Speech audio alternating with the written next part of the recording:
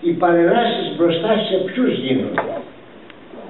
Γίνονται μπροστά στα μνημεία της αντίστασης, μπροστά στα μνημεία των νεκρών μας ή μπροστά σε ανθρώπους που είναι και τυχαίνει να είναι και οι παράγοντες της κρατικής εξουσίας? Και γίνεται και η ιεροσυλία να παρελάβουν εδώ μπροστά στον Υπουργό οι μαθητές και να έχει στραμμένα τα νότα του προς το μνημείο του Άγιου Στρατιού. Δεν είναι αυτό η ιεροσυλία? Δεν είναι προσβολή? Δεν, και τι να κάνουμε? Μου ρώτησε, γιατί εγώ είχα επέμβει από καιρό για αυτή τη ιστορία, μου λέγανε και τι να κάνουμε? Να πάτε στο πλάι, να περνάνε, να τιμούν και να χαιρετούν και ο στρατός τον Άγιο στρατιώτη, και αν σας πάρει και κανένας χαιρετισμός και εσάς, ή να σας πάρει.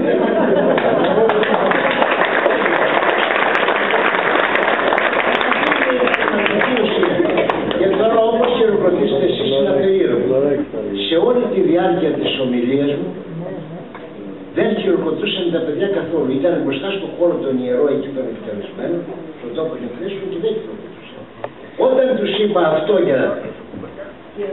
αυτό χάλασε ο κόσμος να χειροκροτήσει. Και δεν μπορούσαν να κρατηθούν πια. Χειροκροτήσαν. Λέει καλά, εντάξει. Πρέπει να γίνονται, βγάζουμε ότι μπροστά σε πρόσωπα δεν γίνονται παρελάσεις. Γίνονται παρελάσεις για να τιμήσουμε τους νεκρούς. Στα μνημεία των πεσόντων. Εκεί γίνεται. Από εκεί και πέρα, λέω, από εκεί και πέρα, τι να σας πω? Δεν μπορώ ούτε να το απαγορεύσω ούτε να το επιτρέψω. Με ποια έννοια?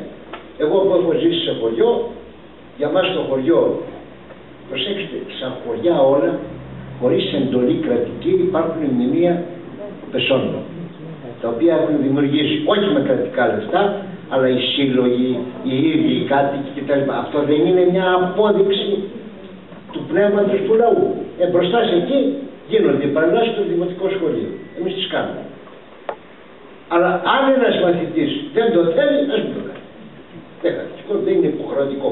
Δηλαδή προαιρετική η μαθητική παρέλαση μπροστά στα μνημεία των πεσόντων, απαγορευτική για όλες τις παρελάσεις μπροστά σε πρόσωπα, και τιμούμε τα πρόσωπα ή τους νεκρούς μας.